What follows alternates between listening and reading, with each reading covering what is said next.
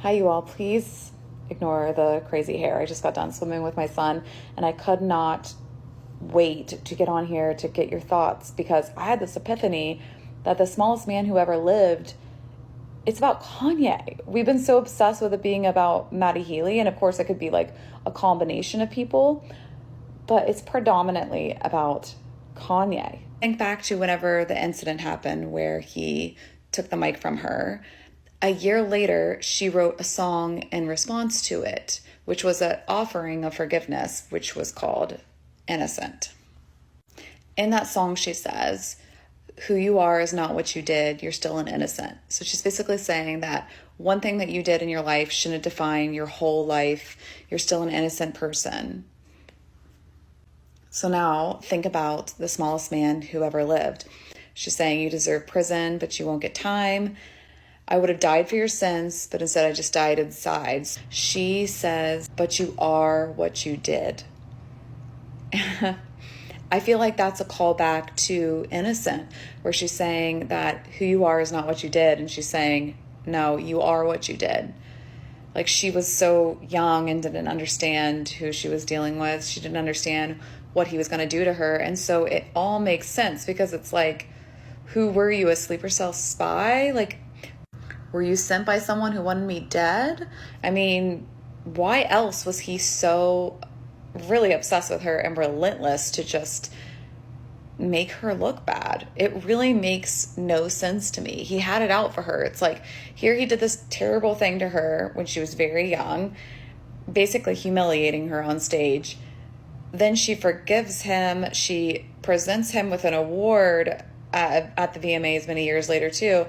And then he writes a song about how he made that bitch famous. Like, and then records the phone call and lies about telling her that actual part when she was like, no, he didn't tell me that part.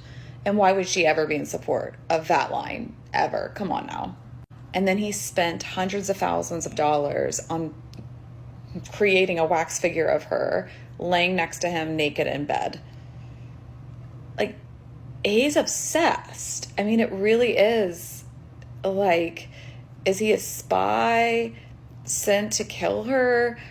Is there a gun under the bed? That's basically what it was like. And I know that she was making it out more like it was a romantic person, but I think it's Kanye West.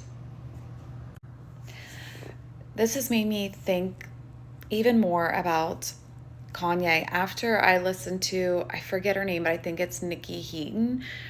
She's one of the people that is coming out about, I mean, she didn't file the actual lawsuit, but she is included in a lawsuit against Diddy and Kanye for, they would, SA certain other singers with people around. And there was a woman, it was reposted by Julia Fox, but her name I think is Nikki Heaton. And she was talking about how like they both were trying to do things to her. And it made me think about Kanye and how I think that he essentially hates women.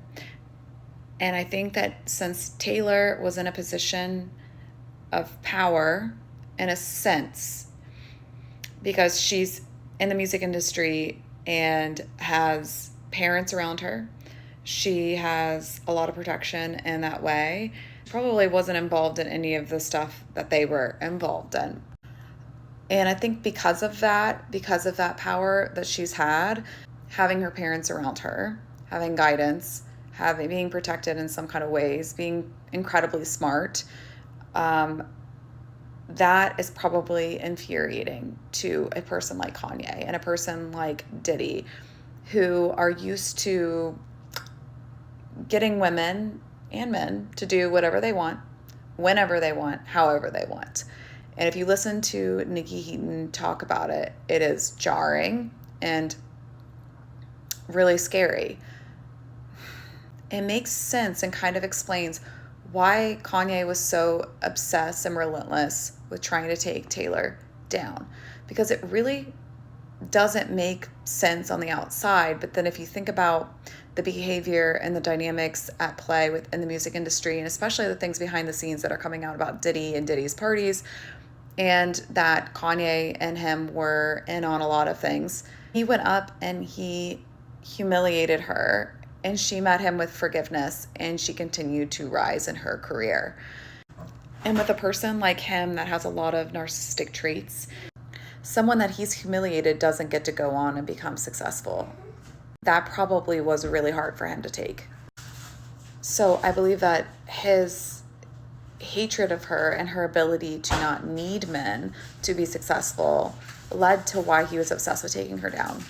These type of men that are in the position of power and have people around them that will support them and their delusion, women do not get to go on and be successful. So it makes sense that he's been wanting to take her down since really day one.